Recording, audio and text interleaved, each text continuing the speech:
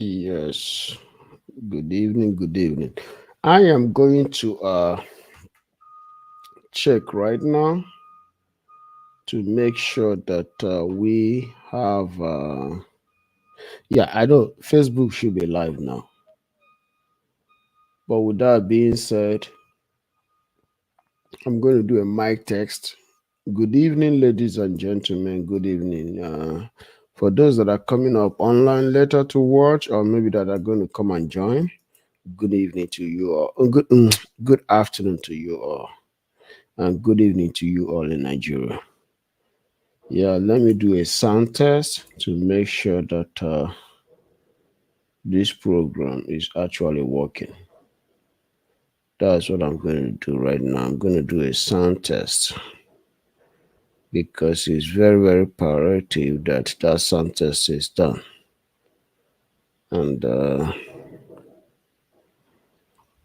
and that will help me to see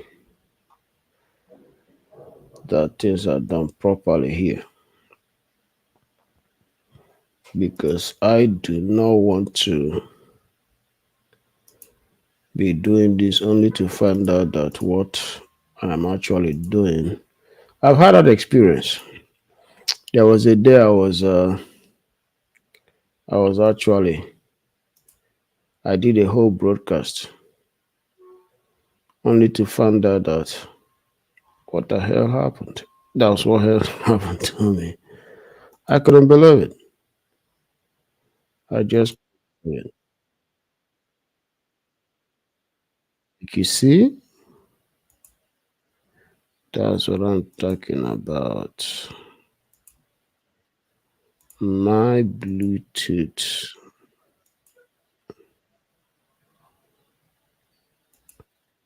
Okay. I think my earpiece should be connected now. Yes, connected. Yes, it's connected. So when people speak, I can hear. But I know you guys could hear me, but just that I couldn't hear myself.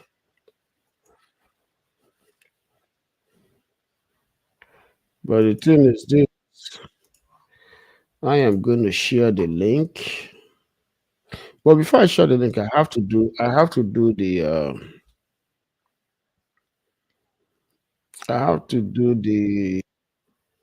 the monologue first before I share the link. Okay. The topic today is Ajao Estate, a Nigerian tragedy, the consequence of bad behavior. Yes, Ajao Estate is the consequence of bad behavior. I know that some people might not agree to what I'm saying. Some people might become sentiment to what I'm saying. That's okay. I understand. But we as a people cannot forget that Lagos and Nigeria have history.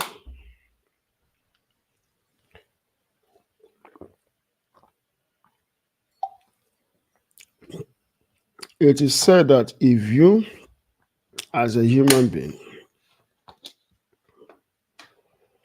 tries to forget your history, you're bound to repeat it.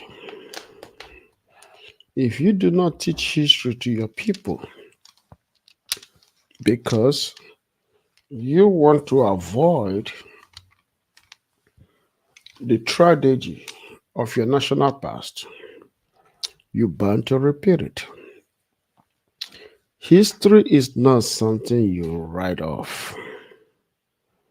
History is supposed to be taught in order to understand where a nation is coming from and determine its future. If you as a government says, I am not going to teach my people history, then you left to the people to teach themselves history. Because one thing is that the history that you're trying to hide from the people,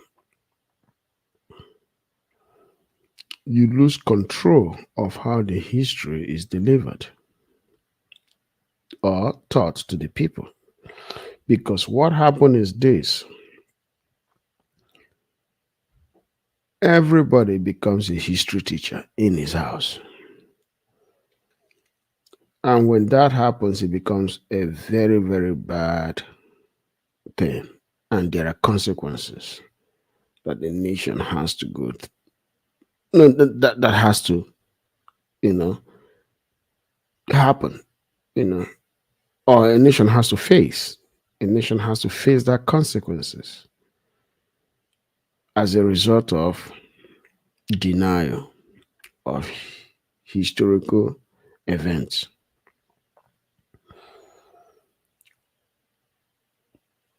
Calabar was once Nigerian Federal Capital Territory.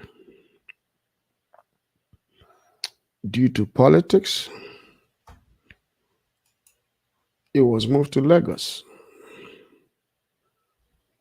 Even though Nigeria as a state knew that it was not a good idea to have moved it to Lagos because of the sheer size of Lagos, and due to the fact that Lagos is a city on a canal, they began to do engineering, development, land reclamation in order to extend Lagos and make it enough to accommodate this federal capital territory.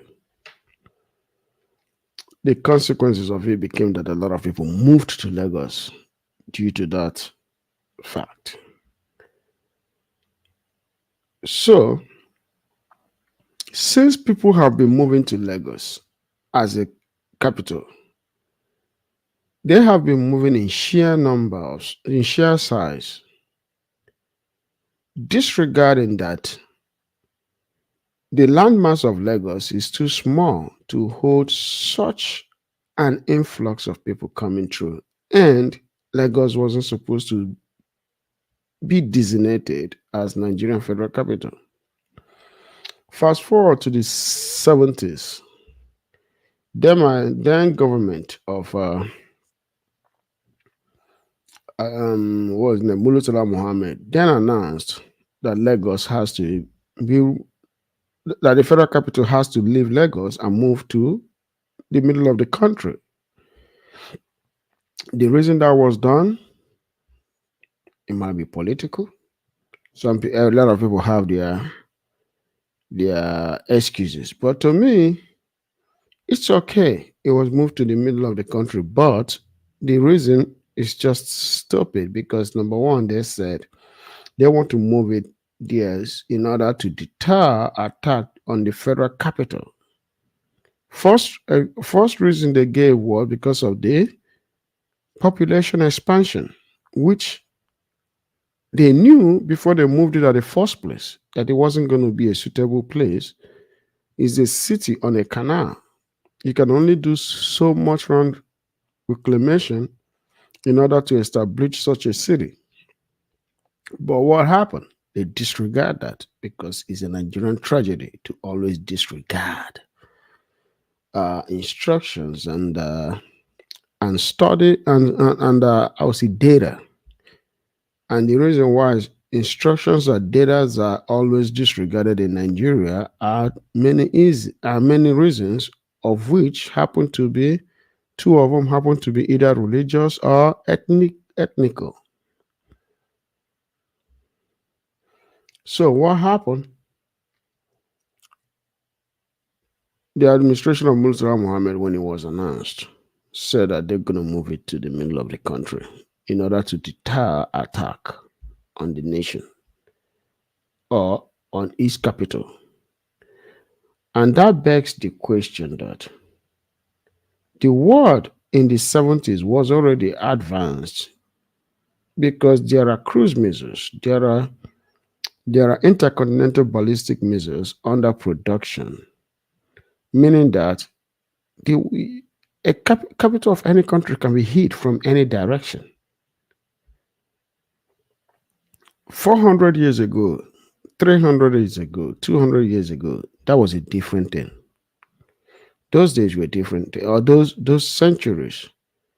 No, I'm sorry, those are centuries. Yes, were different.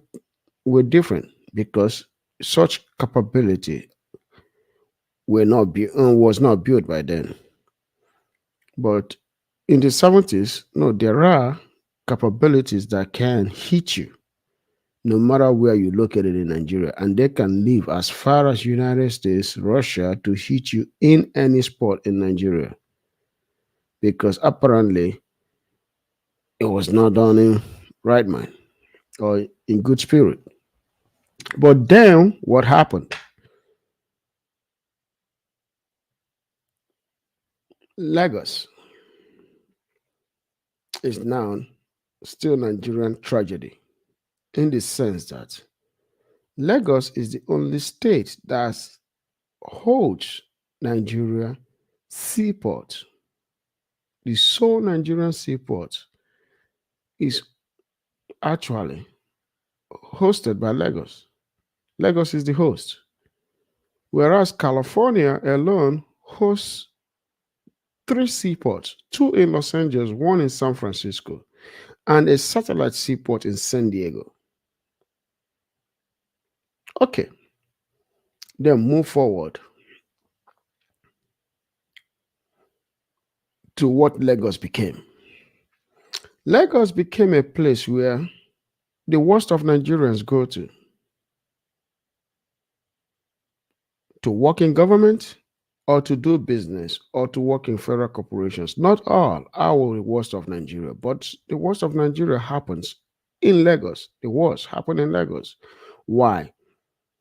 Lagos is where federal and state officials will intentionally sell lands to desperate citizens that want to buy land at a cheap rate.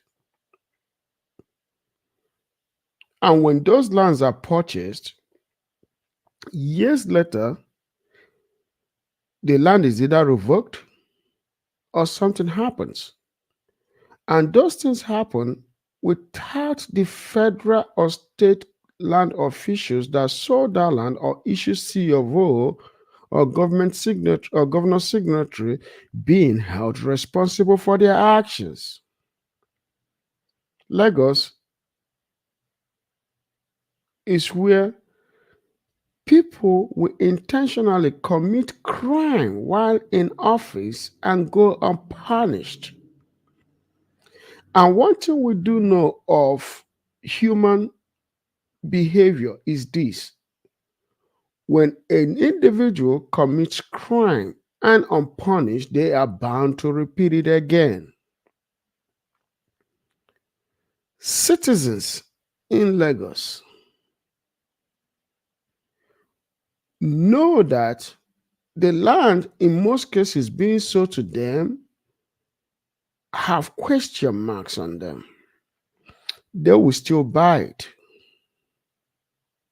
Even when they are told you can't or you shouldn't buy a land, that this land is not supposed to be sold, this land is on waterway, or this land is supposed to be on a place where government is going to build infrastructure, they will refuse to follow the guideline. They will even go as far as bribing the government official who tells them that you're not supposed to do certain thing. They will bribe them. So Lagos is a place where Nigerians come to make and break rules and regulation. They do not respect laws. It has been in Nigerian history that Lagos has been this way in over 100 years.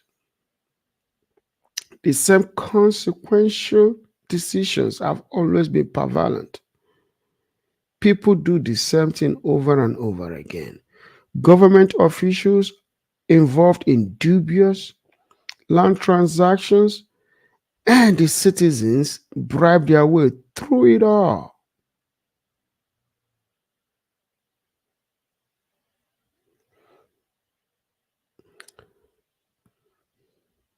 When I was growing up in the 80s, we all know about Lagos, where Nigerian corruption is unabated.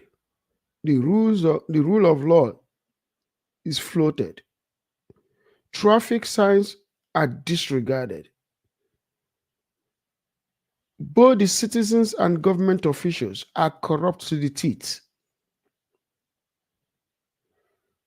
Most Nigeria were not that corrupt. Rules, laws were obeyed to the least denominator. I remember in the 80s living in Kano, how people obeyed traffic lights, how people obeyed signs, how people are their neighbor, keeper, and trusted ally.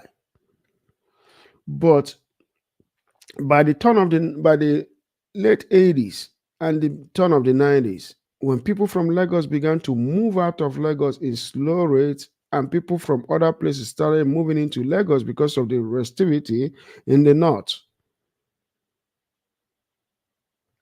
the corruption in Lagos became a cancer to Nigeria because people that were coming out of Lagos took it with them. They went to the east. Look at the east today, eastern Nigeria. It's mostly made up of Lagos returnees. They came back, they brought that unruling attitude. They will buy lands where they're not supposed to buy. Some will buy lands in electrical grid line. Later will lose that land because the government have told them we are going to run electrical grid. Some will buy land right looking at the electrical grid coming towards them. They will buy that land and still lose it because they believed that their attitude and way of doing business in Lagos should be accepted everywhere else in Nigeria. They came back, they disregard city lines and encroached into government lands to extend the fences of their house. Some even extended their fences into the street, disregarding rules and regulation, only to lose those fences and have it moved back. But some people resorted in taking matters into their hands because they have that ego. Why should I be stopped? Because in Lagos, they were not stopped. Ajao Estate is a Nigerian tragedy. The consequence of bad behavior from Lagos. I've been saying it for many years before I started my program that Nigeria is 50 times the size of Lagos. But why is it that people in Nigeria, people in Lagos cannot move to other parts of Nigeria in order to decongest Lagos, but at the same time begin to obey the laws and the rules that apply in other states? I've always said the same thing. Why can't Lagos fix its mess by going after government officials that are corrupt, that are involved in dubious land sales, take money from citizens, receive bribe from citizens, and still not punished for their bad behavior? When it comes to bribery and corruption, both parties have to be punished. The giver has to be punished, the receiver has to be punished. And I will tell you the example of not punishing people for bad behavior. When you go to a Nigerian airports, as a Nigerian, you're trying to travel, there are signs that says over there, do not give bribe. If you give, you'll be punished for giving bribe. But the tragic Result of that is that it doesn't say that government officials who receive bribe will lose their job. It doesn't say that. The sign there only says that citizens who give bribes will be punished. That means government officials are protected by receiving bribe, whereas the citizens are punished for giving bribes. Punishment has to go both ways because that is the only way you can bring about deterrence. Nigerian customs and people that work at the airport have no single shame when it comes to asking travelers to give them something. I have told people at the airport many times, if I should give you something, that means somebody can sniff in a bump into a plane and give you bribe, using that bribe to confuse you while sniffing the bump into the plane. And my life is not entrusted on you doing your job. Ajao Estate is a Nigerian tragedy. Why? It's a place where citizens' stupidity and government corruption colluded. And the result of what happened became a national outcry a few days ago. I am going to play this video and let's hear. My what sister, happened. good morning. Oh, good morning. See, they have demolished my house. I was in the hospital. They just called me that they have started demolishing our house. They are demolishing the whole street. Oh, they just come and started demolishing. See, they are demolishing everywhere. They are demolishing. Oh, Jesus. Jesus, I could not bring out my property. I could not bring out my documents. They are demolishing everywhere. See. They are demolishing everywhere. Oh, the whole building, the whole house, they are demolishing. Oh, Rossville at Ajao Estate. Rossville at Ajao Estate. Oh, they are demolishing everywhere. Rossville Street at Ajao Estate. See them. Oh, they came with two caterpillars. See them. Demolishing everywhere. I could not bring out anything from my house. Oh. I could not bring anything out. Oh. See. They came with courage. They came with courage. Oh. Demolishing everywhere. Demolishing.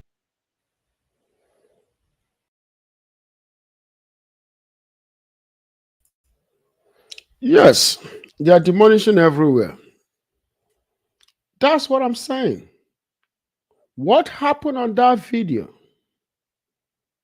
tells you one thing, that Lagos is a state that has allowed government officials to get away with corruption. The citizens that broke those laws are facing their consequences for bribery. They are facing their consequences for bribery. They are not getting away with it. They are facing their consequences for what they choose to do. Disregard rules and regulation, disregard laws, buying buying a land that is cheaper than what they're supposed to buy it, and give a bribe because they insist that they want to situate their house on those lands. But what happened to the government officials who participated in selling those lands? Who gave the CFO? Who took the bribe in floating the rules and regulation of that area? What happens to them? That is why I said my analysis of this video or what happened at Ajao Estate is going to be balanced. It's going to be balanced because I'm going to hold the citizens accountable for what they did, but I'm also want the government officials, either in the past or current, if they're still alive, to not go unpunished. They cannot go unpunished. They have to face the consequences of their actions. They have to pay restitution and they have to go to jail for what they did. I don't care if he's a family member of mine. You have to face the consequences because a place where there is no consequences, rules and regulations are about to do what? Floated. I am going to share the link of this program. And if you want to join this, you're welcome to do so. So let's have this discussion. It's open to the public. Discussion is open to whoever that wants to join this conversation. Let's make it happen. Let's talk about it. I would like somebody, if you want to join the conversation. But as I'm saying, oh, you can call in. You click on the if you click on the link that I just posted right now. If you click on that link, then you can join the live broadcast and we can talk. You can agree or disagree. Let's have that conversation.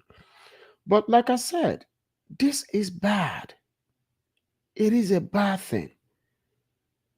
Why would people be so callous to give bribe on a land that they know or they are told or they deemed not right to be built on? They may have seen the city plan that says you can't build on this. There is also something flowing out there that says that most people on that land that own those lands are of a different extraction in Nigeria, the eastern extraction. It is also going around. I don't know how much to rely on that, if that is the case. But if it is the case, they have to probe and find out if this is true. If it's true, then somebody has to face the consequences of that. Because Nigeria is not a place where you're supposed to come and deny people access to real estate, access to their dwelling. Because what happened is this: if you start punishing people for the choice that they made during the election, you also have to understand that Nigeria is such a big country where people can move and start a whole new life. And if they do that in a huge number, that would destroy Lagos for the rest of its life. I got to tell you, if that is the case, if the people of Eastern Extraction should move in huge number tomorrow out of Lagos, Lagos that we know will never exist again. Because that the people of Eastern Extraction in Lagos are more than 5 million people. Just one third of them moving out of Lagos is consequential to the development and sustainability of Lagos. Because we know when they move, they will move with resources that are vital for the development of Lagos, which is money. So the discussion becomes, is this done out of the outcome of Lagos vote during the presidential election? Or is this done because Nigerians have the history, starting from Lagos, on buying lands, paying bribes on lands that they are not supposed to own, that they're not supposed to build on? Because even in my hometown, I have seen people lose lands that they bought because they bought it where they're not supposed to buy those lands. This case is not only in Lagos.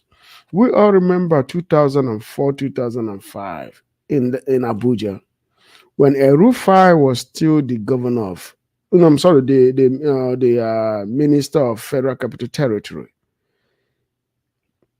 A lot of people were buying illegal lands in Abuja, and Erufai purposefully told people to stop buying lands, go to the Ministry of Land, verify the lands, get a real estate agent that understands the lands and know the rules and plan of Abuja, that know which land are supposed to be sold, which are not supposed to be sold, which land that pipelines are going to be run through, the ones that are uh, electrical poles are going to run through, and the ones that roads are going to run through. Those are not supposed to be sold. There are other lands that are supposed to be used for parks, recreation, and so many activities in the city, because this is how city plans are done. It's not just for road, bridges, waterways, sewage, um, electrical lines of gas pipelines only. No, it's not. It also involves things like recreation centers and forestry in order to keep the city cool at all time, in order, and so that it will not overheat. By having those places where vegetations are supposed to be planted, there are many things that are involved, but there are also something called districting, industrial districting, and residential districting. So those things are supposed to be followed during city planning. But the case was in Abuja, people were buying lands where they weren't supposed to buy lands. People were buying lands where they were not supposed to buy lands. And guess what happened? It became a calamity. It became really bad. And I got to tell you, I know people personally in Abuja that lost those lands in huge en masse. They lost those land en masse. They lost lands that they built stores, they built houses. Some were even starting to build. They lost those lands. Everything was knocked down. Some people built shanties on those lands. Everything was demolished because, according to Abuja National Territory Plan, structures that are not of federal are not supposed to be there. I know that as a Nigerian. I know that our people disregard rules and regulations. But one thing that pissed me off also in that Abuja saga was that the federal officials that were involved in selling those lands went unpunished. Nigeria has resulted in a place where federal officials, state officials that are involved in bribery, disregard to the rule of law, always go unpunished. It's a Nigerian tragedy. Let me play this video again. My sister, good morning. Oh, good morning. See, they have demolished my house. I was in the hospital. They just called me that they have started demolishing our house. They are demolishing the whole street. Oh, they just come and started demolishing. Look at this. She said she was at the hospital. That's what the lady said. She was at the hospital when she got the news that her house is being demolished. Demolished. How can you be at a hospital trying to seek health or health care for yourself for one or the other reason, only to be told that the house, your sanctuary, is being demolished? It's being demolished. I gotta tell you, that is the worst thing that can happen to anybody. You are at the hospital, either giving birth as a woman or trying to find out one or two things that is going on with her, but receive the worst news of her life, that the house that she and her husband, or probably her herself, spent millions of naira building, right, is now being torn down by government officials, the same government officials that signed that C of O and gave it to them. They are demolishing everywhere. They are demolishing. Oh, Jesus. Jesus, I could not bring out my property. I could not bring out my documents. They are This is also the worst part of it. She can't even bring out her document. She can't even bring out her properties. So, where is she going to start fighting this case if the document that she needs to be able to fight the case that this house was bought properly, the C of O was signed, how can she be able to go to court? How can she be able to go to court and fight this heinous crime that is done to her, which she's not, and believe, not innocent of? But there got to be legal redress on this issue. Demolishing everywhere. See. They are demolishing everywhere. Oh. The whole building, the whole house they are demolishing. Oh. Rossville at Ajao Estate. Rossville at Ajao Estate. Oh. They are demolishing everywhere. Rossville Street at Ajao Estate. See them. Oh, they came with two caterpillars. See them. Demolition everywhere. I could not bring out anything from my house. Oh, I could not bring anything out. Oh. Yeah, she said that Rossville Estate, in Rossville Street in Ajao Estate, is being demolished. Does it mean that it's only Rossville Estate on Ajao Estate that is being demolished? Meaning that the rest of the streets in that estate were spared? So, if that is the case, why is that street being demolished? And what is supposed to be in that street? But Ajao Estate, to my understanding, is a very old estate in Nigeria. As long as I've known, as long as the 90s are concerned, or is concerned, uh, as long as the 90s are concerned, right? All the single years in the 90s are concerned, Ajao Estate has been around since the 90s, based on my recollection. It may have been built before that, but since I know I've been hearing or know Ajao Estate, it's been around since the 90s. So that means was something, is there supposed to be something passing through that Rosewood Street on Ajao Estate that the government said to them that you're not supposed to build in the first place, and they still went ahead and bought those lands and started building on that street? What is that street created for? What is like? I'm going to still get into the depth of this. So this is an initial reaction of me to this video, but I know as the days and weeks and months go by, more news are going to be out there for the reason why this street is being demolished, because I know that the whole of Ajao Estate is not going to be demolished, because Ajao Estate has been around for a very, very long time. So that means this estate itself is not illegally situated, but the street itself may be illegally situated. So that's the thing that we have to find out. But Nigerians, I beg you, I beg you, I beg you every day, every time. We need to stop building illegal structures. We need to stop buying illegal lands. We have to start going to ministries and seek the master plan for a street or area which we need to build house. Make sure that we pay 10,000, 20,000, 100,000 and have somebody go there for us, or we go there ourselves.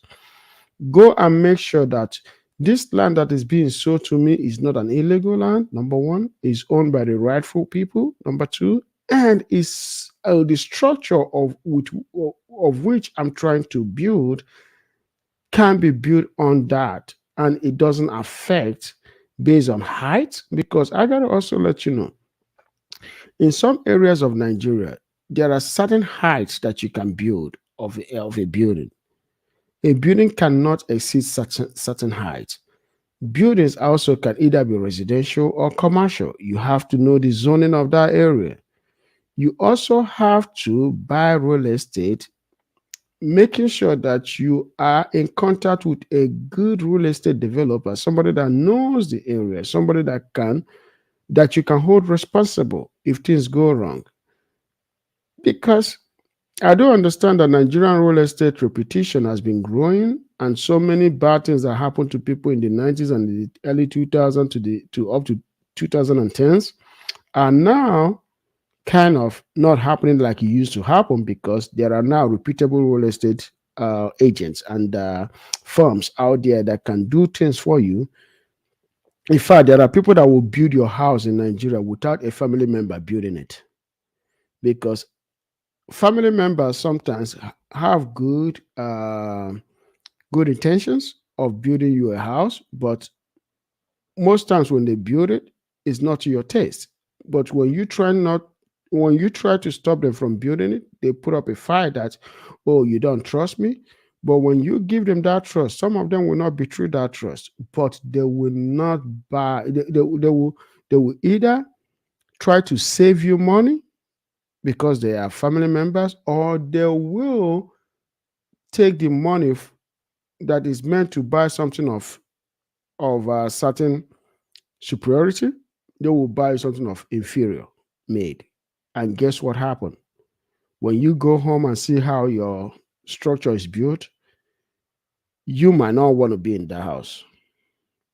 You might end up, if you have money, you might end up tearing the whole thing or remove certain things that can be removed and refix the whole thing, which is also going to cost you a lot of money. That is why I always tell people, when you need to build a house in Nigeria, you have to travel as often as you can. If the house is going to be built in a year, take that couple of thousands of dollars, buy you a plane ticket, and travel to Nigeria 4 times within that year. You can just be gone for only a week and come back. You need to see your structure if it's being done in the manner that you like, if the plans are being followed, and also request to see the plan or the work that that individual has done in the past. If that individual refuses to show you their work in the past, do not do it. I have also fallen a victim of that. But the reason why I fell a victim of that is because I demanded that the individual's past work be shown to me. But within my own family, they did not even honor my demand. They kind of, no, just let events overtake events. And at the end of the day, I was the one that financially suffered for it, because you can hold your own siblings responsible for you, uh, you know, for the consequences of their actions. Rather, they will put up a fight with you, or just not talk to you and walk away. But the relationship and the trust is damaged. But the thing about siblings is that most siblings, when they've done something that have damaged their reputation in your face, they do take it lightly. And some of them will go to their grave knowing that what they did, that you didn't like it, they don't care in most cases.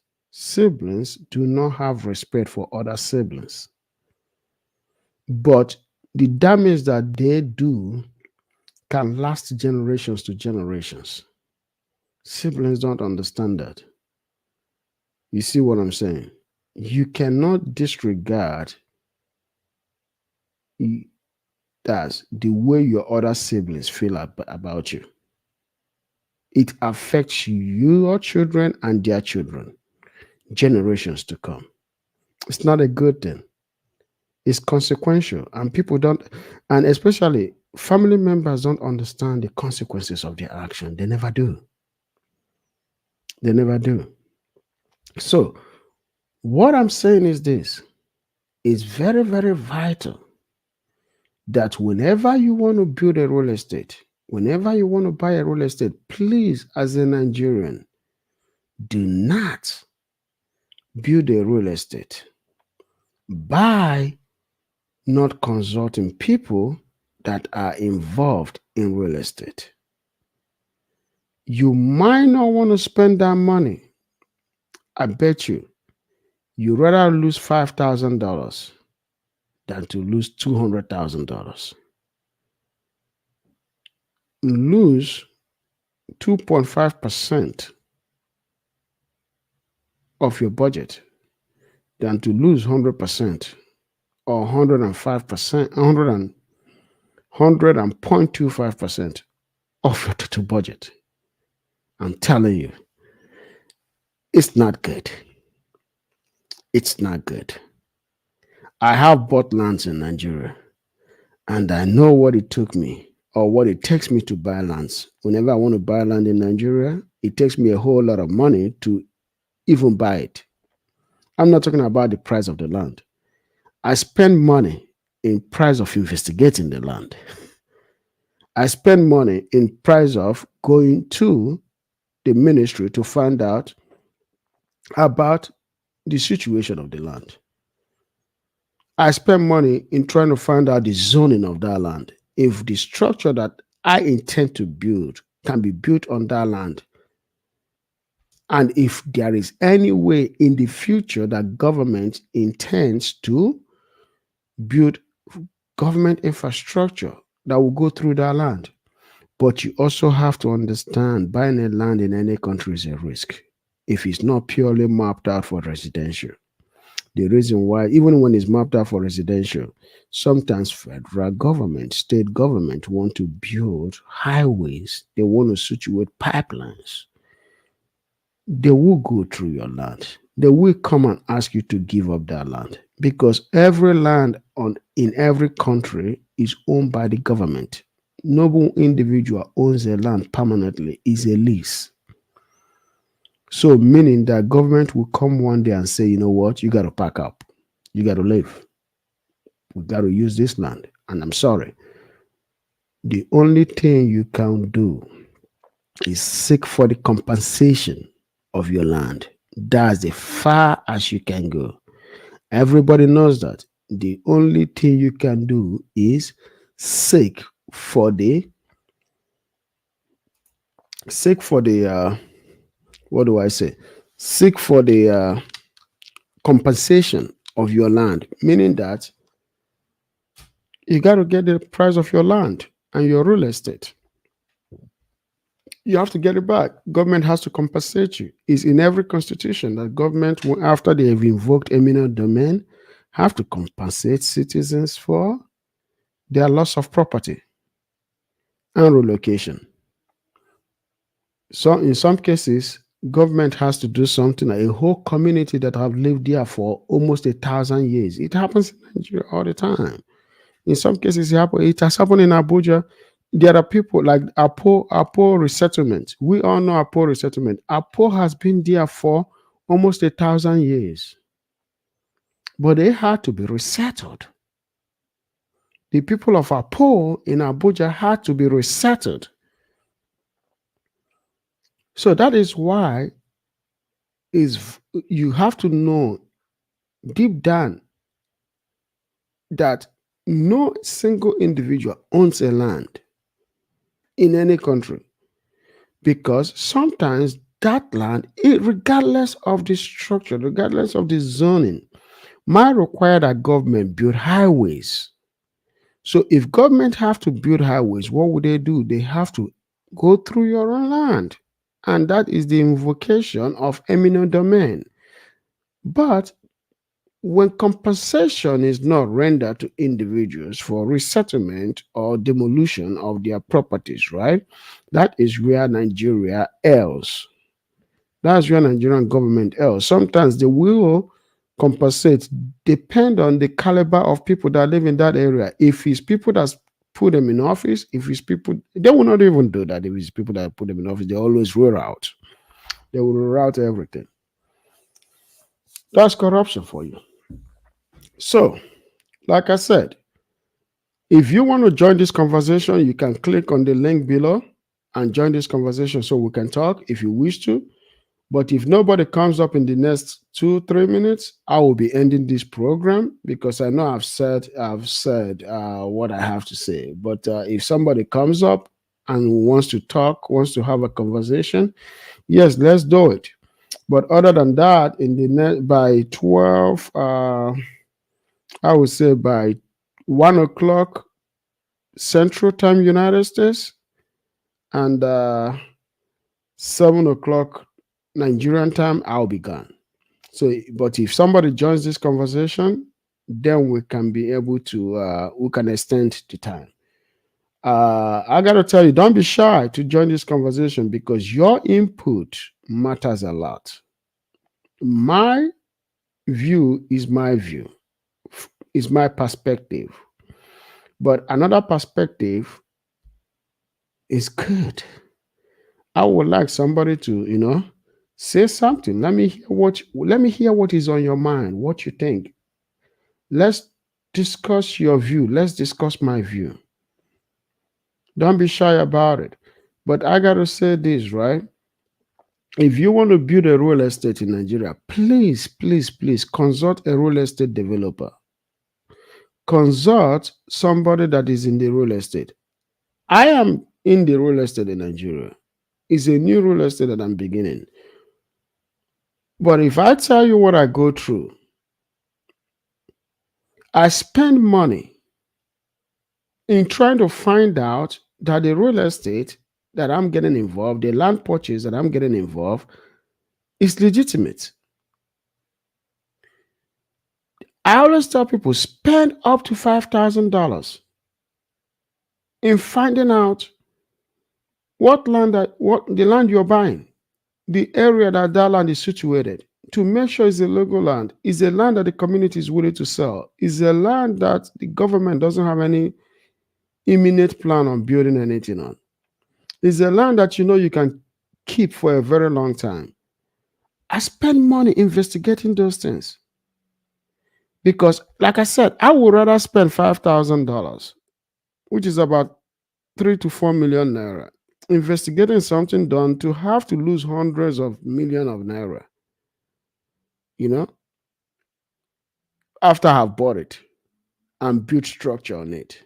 No, I don't want to go through losing hundreds of millions of naira. I don't want to do that. But because I don't want to do that, I avoid that to the best of my capability by making sure that I see the plan or that my people in Nigeria go and look at the plan. My lawyers in Nigeria go and look at the plan and make sure that, yes, we can purchase this land and we can build the structure that we want to build. Number one, I have to find out if I can purchase the land legally. And number two, if the structure that I am trying to build can be situated on the land, meaning if it's residential or commercial, and also the height. Because people don't know this. In Nigeria, it's not everywhere that you can situate a house of certain height. There is height restriction. There is height restriction in Nigeria on the structure that you're building. It's not every height that you're supposed to situate in a place. And like I was discussing about Onitsha, Onitsha is supposed to also have height restriction, minimum height and maximum height. But if you go to Onitsha, height is not restricted. People situate any building anywhere because of the presence of traders. Those are, like my previous video that I released discussed that. It discussed in depth about how traders have destroyed the view or the structural view or the city view of our nature. How it's supposed to be, how it's supposed to look like, how they've destroyed it. And now the wrong is being righted, but it's going to take billions and billions of dollars to rectify that, which I know Anambra is capable of doing. But at the same time, some people are still making the same mistake. Lagos is not the only place where things are demolished. It's being demolished in Anambra every day. And as it's being demolished, people are still, betting on their money. Because one thing in Nigeria is that when you put money on somebody's hand with low a level of education, they can do a whole lot of damage. They can do a whole lot of damage. So thank you so much for listening, guys. And it's my pleasure. I have let me conclude this video one more time, then we'll conclude. They came with courage. They came with courage. Demolishing everywhere. Demolishing. Yeah, she said they came with entourage, demolition everywhere, demolition everywhere. They came with entourage. Yeah, they came with bulldozers. So my thing is this: this is a tragedy. This is a tragedy. I do not wish this to happen to anybody. I do not wish this to happen to anybody. This is a tragedy. I wish this doesn't happen to anybody again. I wish everybody, I wish everybody can start doing things the right way. That's my wish. That's my wish. But that doesn't mean it's going to happen like that. But that's my wish. But what I pray for and what I wish for is that we as humans, we have to now start investigating things that we are doing good or we are doing bad. We have to do that. We have to do that. We have to do that. We have to investigating on things that we are doing good and things we are doing bad. And that will teach us a lesson not to repeat again. Because I have to tell you this, please, guys, let this be a lesson. But let this government, the people that committed this heinous crime by issuing these people C of O, not go unpunished. There has to be consequences on both sides. There has to be consequences on both sides so that what happened here will not happen again. To the people that this thing happened to, seek redress. Don't allow the state of Lagos go away with this.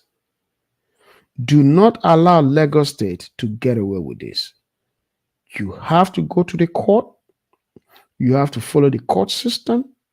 You have to sue the state. You have to recuperate your money. Even if it's illegal structure or not, there is a redress.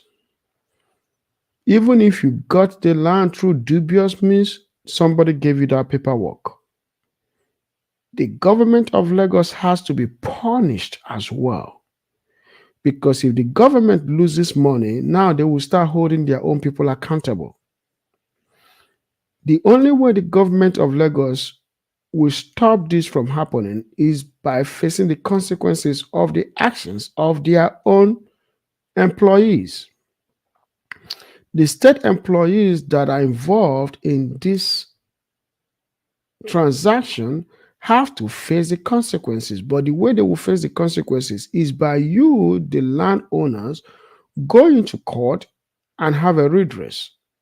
When you get a redress, you get your compensation if it's ruled on your favor. But with document, I believe it's going to be ruled on your favor. Do not let this go. Do not let the government of Lagos get away with this. They have to bear the consequences of their action. Go and do what you have to do. Get your case heard, sue the state, get your case heard, and get your compensation and get your relocation. If Lagos is too congested, people have to start moving out. There are other places in Nigeria to move to that can be like Lagos. That quick. Thank you guys for listening. It's my pleasure, and I really, really tremendously appreciate your listening ears. Please like this video and share. Share it to your friends and get them to subscribe because many, many more discussions pertaining to economic development, city planning, real estate, technology, and many more will be coming on these channels. On this channel, it will grow and it will not stop growing. I have a lot to say and I have a lot to teach people. Please tune in and listen to this as often as you can. Thank you so much. And you guys, no matter where you are around the world, Have a good night, have a good day, and have a blessed month. So utilize this month and utilize it to your favor. Be safe out there and be careful how you're involved in business transactions in Nigeria and beyond. Thank you, and God bless you.